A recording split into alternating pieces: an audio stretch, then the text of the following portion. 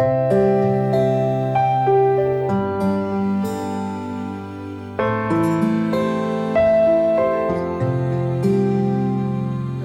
do we handle finances? How do we handle finances? Everybody probably does it differently in their household, and we know that finances is one of the leading causes of divorce. So this is a very important subject. How does it work for us? So do you want to start with that? Sure. You know, what we do, we pretty much have one person. We always communicate, but one person pretty much are the primary person who take care of that, and then we always communicate just to make sure we're on the same page, the communication, and then one person can take care of it, so we don't have any conflict where one person doing something and the other person doing something else. Yeah. So that's what works for us. Yeah, definitely. So if you're familiar with Dave Ramsey's course, Financial Peace University, he has two financial personalities. He talks about two financial personalities. One is the free spirit and one is the nerd. So in our relationship, I'm the nerd. He's the free spirit, right?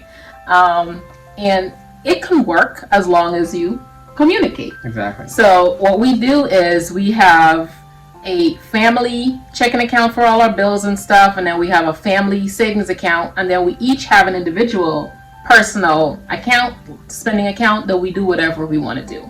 And we both get the same amount in our personal spending account every month. So it's like you don't feel like you have to, with that account, you don't have to like tell anybody anything. You do whatever you want to do. So it gives free range. It also, that system also allows you to like take care of your family. Your family, everything is covered, and that you still have some free range. Also, what we do is, if either one of us are going to buy something over a certain amount, I'm not going to say what that amount is because that amount would depend on your family and your budget. So if you're going to buy something over a certain amount, then you consult the other person before you do it. Not like asking permission. I know some people are like, oh, I'm not asking permission and whatnot. But it's not asking permission. It's just mutual respect. And if you're both taking money out of the same account and you don't consult and let each other know, you might end up going over, right? Yeah. So sure. communication. That's the key. Yeah. So so I'm the nerd, so I do the budgeting and whatnot, and got Mr. Free Spirit here. So that's what works for us. I don't know, you might have a different system. If it works for you, it's okay. If you're looking for a system that will work for you, you can try ours. It works for us and it's very effective, right? So how do you handle issues in your marriage? Conflicts. How do you resolve those?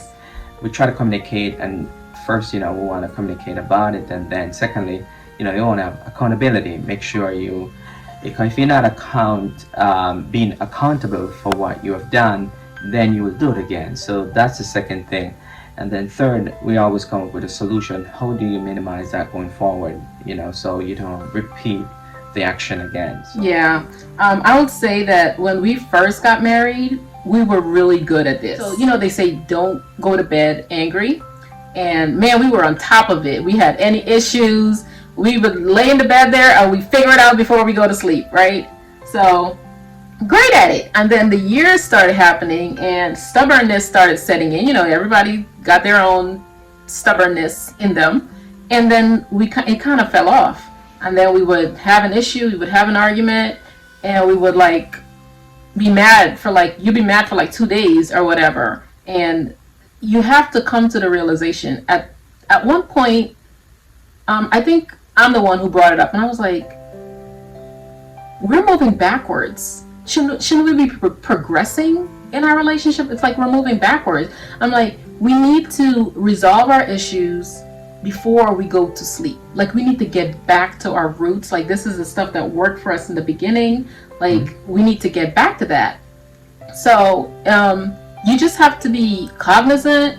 You have to be aware of what you're doing in your relationship, and then just fix it, right? And then you figure out how to fix it. When I need him to understand my point of view, sometimes I gotta flip the script on him, right? And put him in my shoes so that he can understand how I'm feeling. And usually once I flip the script, then he's like, Yeah, okay. Like, how would you feel if I did this, right? Like, do I do that? Yeah, I mean, I think it's reverse psychology, So, I mean, I actually do it myself when I'm teaching some of my classes, yeah, in my day-to-day work-related schedule. So it makes sense to do reverse psychology, so the person can really think about Yeah, their actions. yep, definitely works. Also, one other thing is we have to get to the understanding that if something bothers you so much, instead of like nagging about it, just or complaining, just go do it. Just do it yourself, right?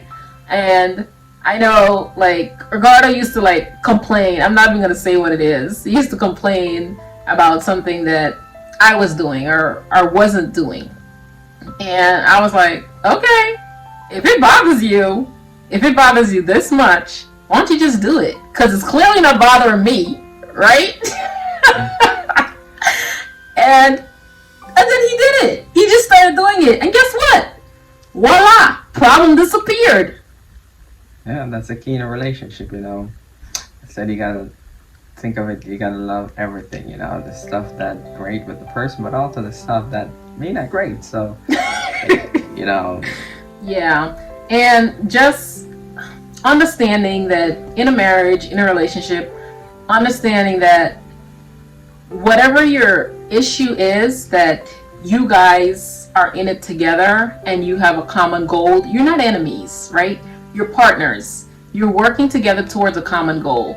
You might have different opinions on how to get there, but know that you're both trying to get to the same destination. You're both trying to get to the same place.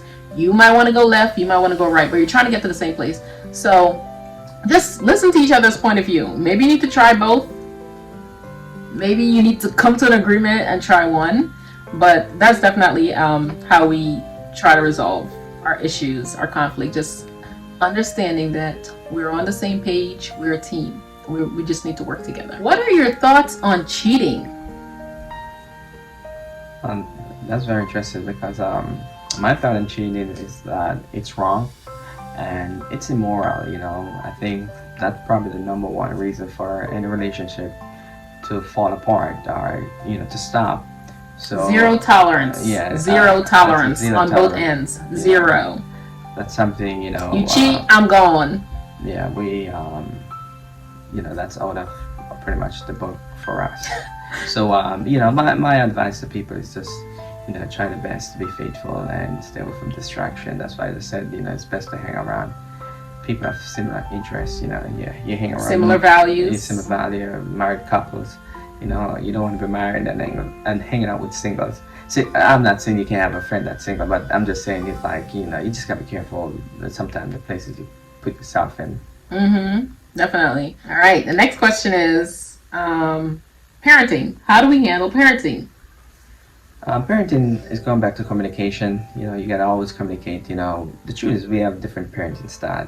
Like she said earlier, I'm a little bit more stronger in terms of how I give the kids some boundaries. More stricter and a little bit firmer. Especially with Anthony, but where she is a little bit more, I'd say more comforting. But the key that we communicate and make sure we're on the same page. I say for us, we always tell the kids that they need two yeses. The kids will try to play you. They come ask one parent one thing, ask another parent another thing. So we always tell them that whatever it is, you need to get two yeses.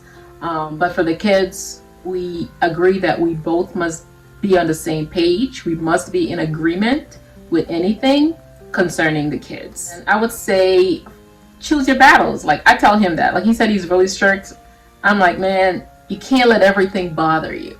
You have to pick your battles. You have to, for your sanity, literally for your sanity, so you don't go crazy with these children. Like pick your battles. I think it comes with in the relationship with husband and wife, also with your children, you have to choose your battles. I think he chooses battles a lot better with me than he does with the kids. Like he knows when to come at me with something as opposed to with the kids. So the next question is, why do you guys think God placed you together?